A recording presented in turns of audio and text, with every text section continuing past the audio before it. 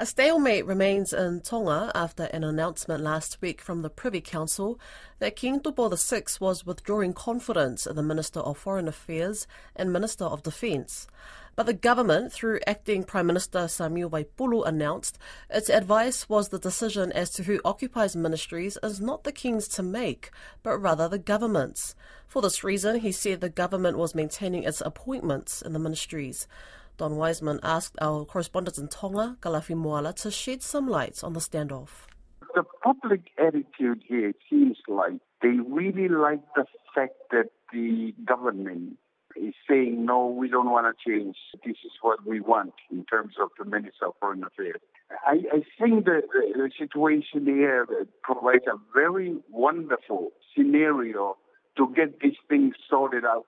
The power of the king, how limiting it is, what is constitutional in terms of what the king has to decide and approve of, and what the prime minister and the cabinet. So that's where we are right now. Here in Tonga, you ask both the palace office as well as the prime minister's office. It is still a very strong standoff. The prime minister's office have indicated they're not going to bend because they have received advice that what has been suggested from the Privy Council is unconstitutional. It's interesting to see someone like Samuel Waipulu so strongly going with the government line when he's been someone over the years who has been very, very pro-king, hasn't he? That's correct, yeah. I think, Don, one of the things that's in Tonga, I think the general attitude, whichever side you are politically, is the fact that in 2010, there was a reform, a constitutional reform. And even though our democracy here is still kind of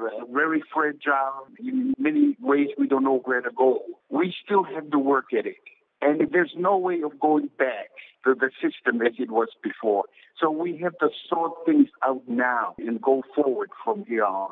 That's the kind of what I get from the public attitude. Yes, one of the critical things that happened during Akalisi Pohiva's period in power and his signing, I think it was, of the Pesa Plus agreement, and there was an outcry from the nobility over that, because it didn't have the king's assent. But I think Tonga at that point withdrew and is now back in there, of course. But that's correct. This is the same issue, essentially, isn't it? Yeah. Well, the outcry against Pesa Plus was because in the Constitution, treaties and international agreements must have the king's approval. And I think that was the reaction from the palace office then. Although after a period, they began to realize that agreeing to Pesa Plus was a good thing. And so they kind of reversed their stand. But that was the reason, because in the Constitution, it said the king must approve all treaties internationally and agreements.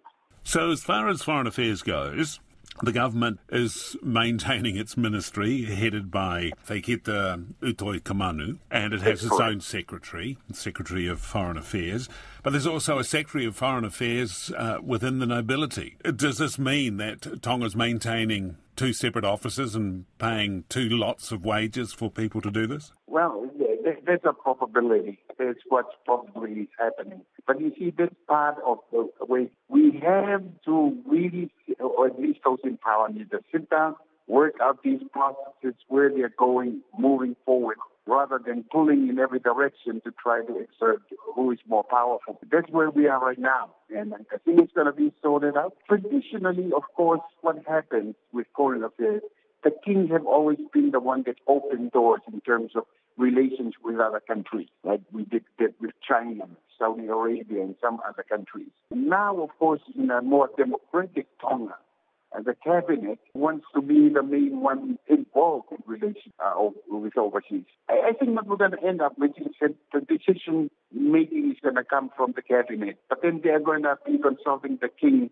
so that the king can continue his role traditionally in being a head of state that opens doors to other countries.